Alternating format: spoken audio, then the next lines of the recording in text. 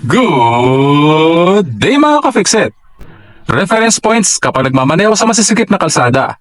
Yan ibabahagi ko sa iyo ngayon in this episode of VTV, Sharing Information.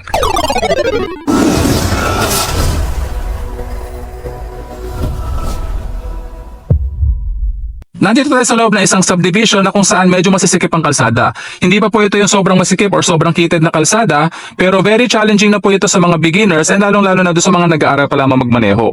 So meron po ako mga nilagay na tapes dito sa ating dashboard at kung mapapansin mo, yung mga tapes na yan is for reference points only. Siguraduhin mo na i-adjust mo na ng tama yung iyong sarili sa iyong pagkakaupo at naipwesto mo na ng tama yung iyong mga side mirrors and rear view mirrors for maximum safety and visibility. So ibinahagi ko na yan sa nakaraan nating video at maglalagay ako ng link ng video na yun sa upper right portion ng video na to and sa description below para mapanood mo. So sa pagkakataon na ito, magiging reference point natin, syempre yung ating manibela at itong mga tape na nilagay ko sa ating dashboard. Tandaan na ang ating manibela ay isang parang orasan na kung saan ito ang ating 12 o'clock position ay nilagyan ko na ng tape yan. Magiging crucial po yan sa ating pagpapractice ng pagmamaneho. Kung kailan po natin malalaman na nasa gitna po yung ating manibela, malalaman po natin yan sa pamamagitan ng reference point na ito at sa pag-ikot po ng ating manibela. So 12 o'clock position, 3 o'clock position, 6 o'clock position, and 9 o'clock position. Okay? So ito po yung dalawang guhit natin which represents yung ating manibela. Yung left side ng ating manibela, ito po yung tape na nagre-represent para dyan. At yung right side ng ating manibela, ito naman po yung tape na nagre-represent para dyan. Dahil as long as yung ating manibela is pasok doon sa lane kung saan tayo nagmamaneho, alam natin na pasok tayo doon sa lane na yon. At hindi tayo lumalampas sa kanan at hindi po tayo lumalampas sa kaliwa. Kung mapapansin mo itong dalawang tape na to, pasok po yan dito sa lane na to. Imaginein mo na itong two-way street na ito ay mayroong lane sa gitna or mayroong line sa gitna. Hindi man po ito painted line, pero makikita mo malinaw na malinaw doon sa kalsada na mayroon po yung hati sa gitna. So imagine mo na lang na mayroon yang painted surface sa gitna at yan po yung magiging reference point natin na susundan natin ang tape na ito. Dito naman po sa kabilang side, kung mapapansin mo, meron po yung gutter or curb at meron po yung hati rin po sa gitna nung pagitan ng kalsada at ng curb, meron din po yung linya at imagine mo na merong linya na painted line at dyan po natin isusunod itong tape na ito sa right side ng ating manibela.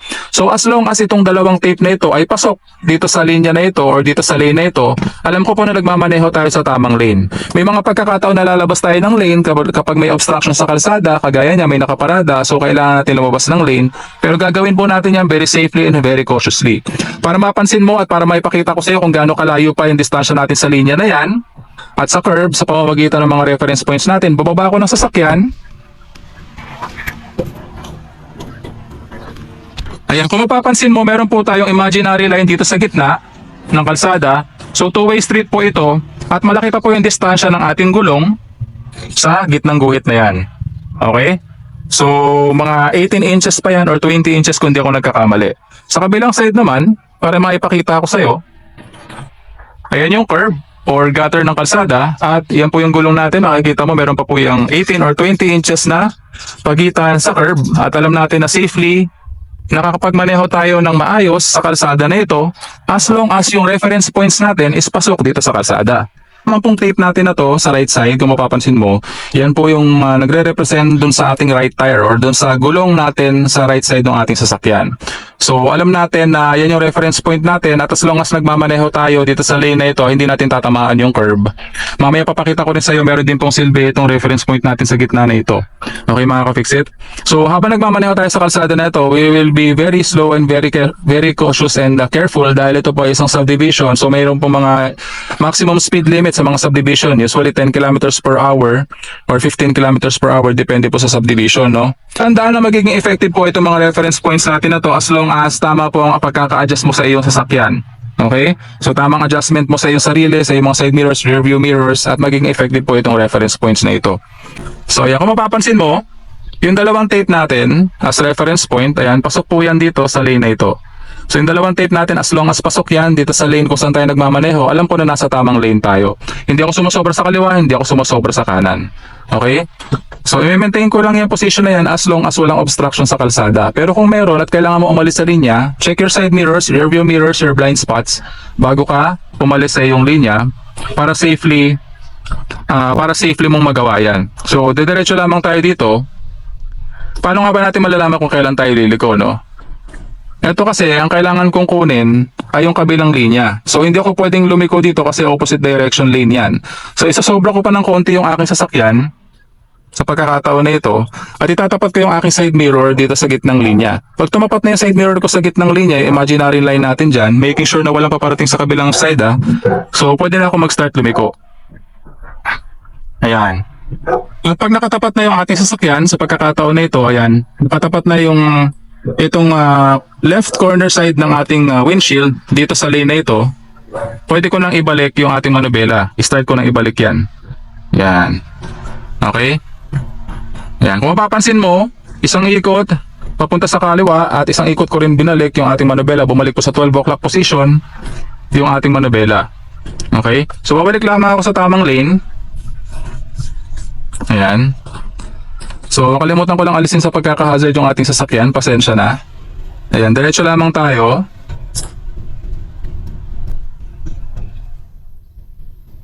At babalik lamang ako sa tamang linya as long as walang obstruction.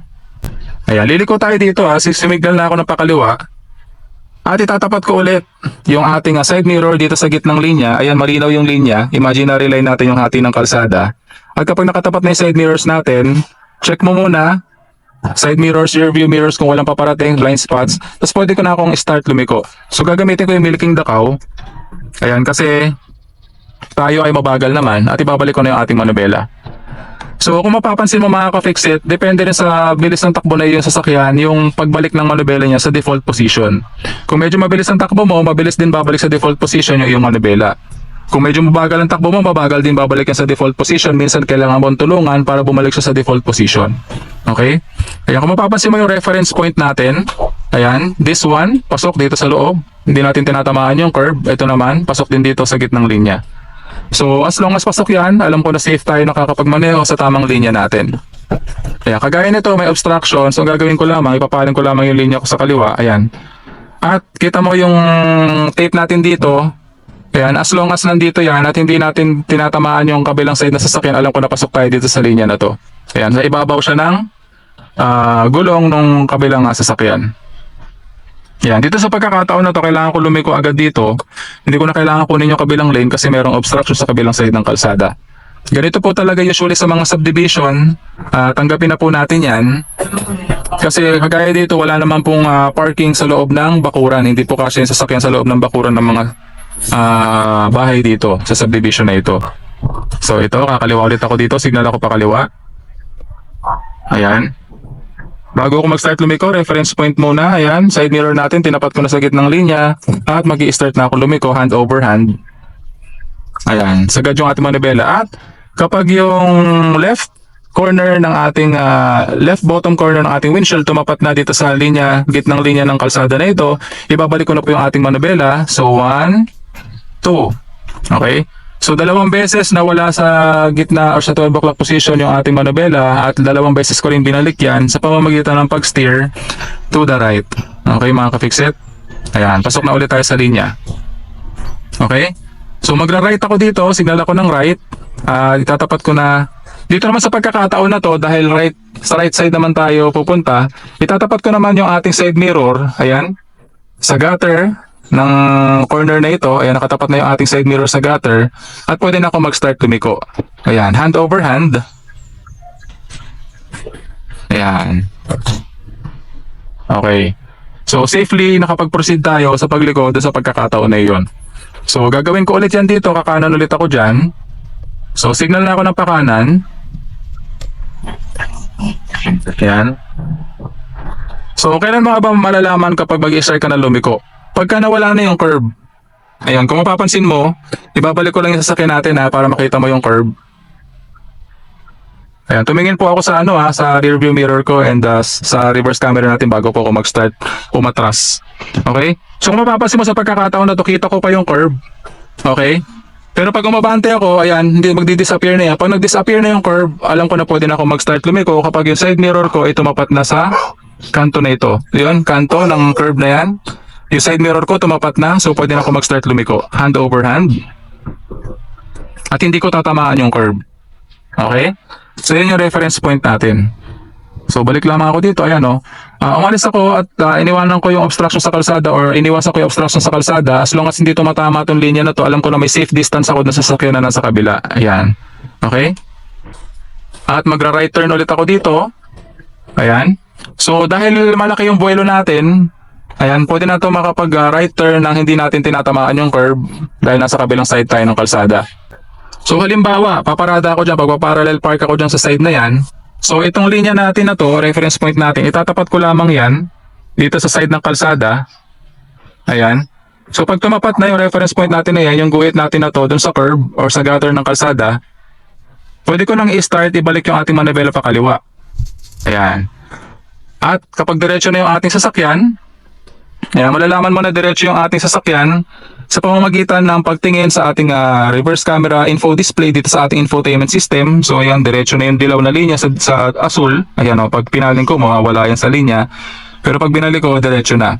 At mapapansin mo yung guhit natin dito, ayan, naka-align na rin yan sa curb or sa gutter ng kalsada sa gilid.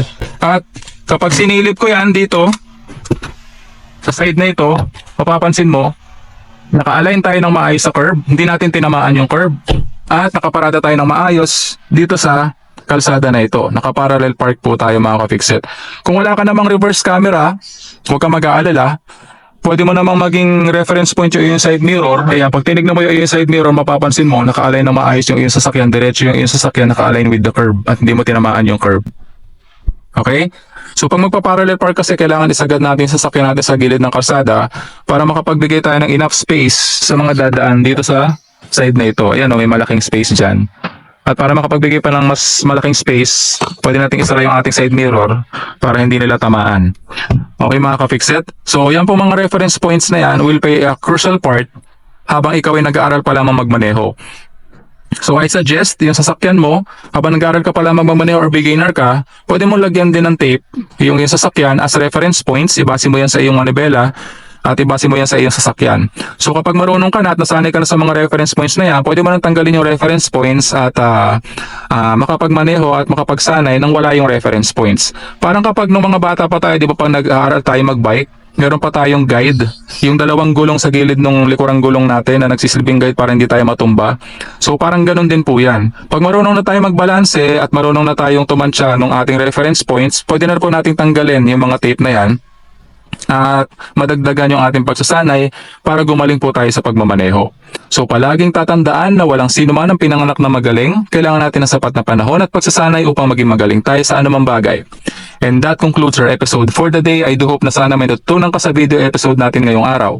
So kung di ka pa subscriber ng channel ko, please consider subscribing. Please like, leave a comment, and share my videos para makatulong din po sa iba. Once again, I'm Dennis of Faith TV, sharing information.